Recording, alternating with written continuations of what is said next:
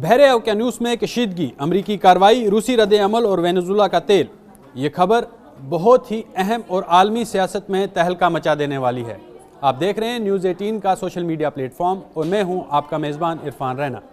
ناظرین، عالمی سیاست میں ایک اور خطرناک موڑ اس وقت سامنے آیا جب امریکی اسپیشل فورسز نے بحر اوقیانوس میں ایک روسی پرچم بردار آئل ٹینکر پر قبضہ کر لیا۔ یہ ٹینکر، جس کا نام میرینرا موجودہ نام بتایا جا رہا ہے اور سابقہ نام اس کا بیلا ون بتایا جا رہا ہے، مبینہ طور پر وینزویلا سے تیل کی ترسیل میں ملوث تھا۔ اس کارروائی پر روس نے سخت رد عمل دیتے ہوئے اسے بین الاقوامی بحری قوانین کی سرح خلاف ورزی قرار دیا۔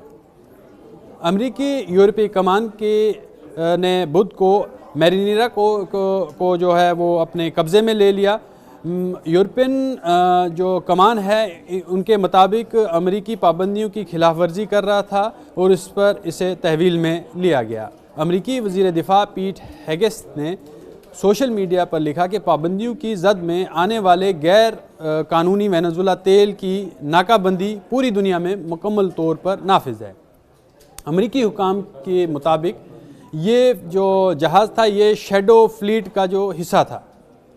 وینزویلا، روس اور ایران جیسے ممالک کے لیے پابندیوں کے باوجود یہ جہاز جو ہے وہ تیل لے جا رہا تھا۔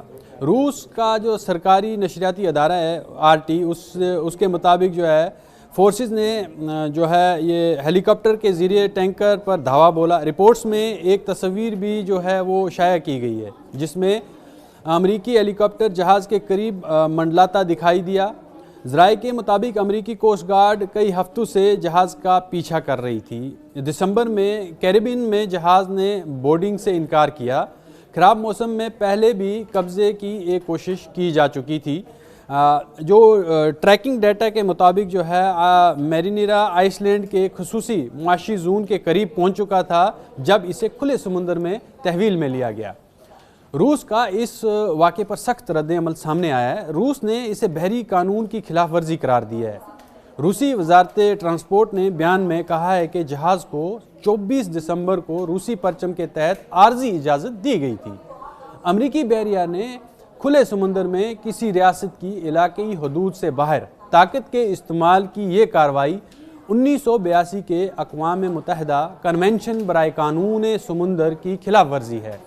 روس کے مطابق بین الاقوامی پابندیوں میں جہاز رانی کی آزادی جو ہے یہ مسلمہ اصول ہے اور کسی ریاست کو دوسرے ملک کے رجسٹرڈ جہاز پر طاقت کے استعمال کرنے کا حق حاصل نہیں ہے۔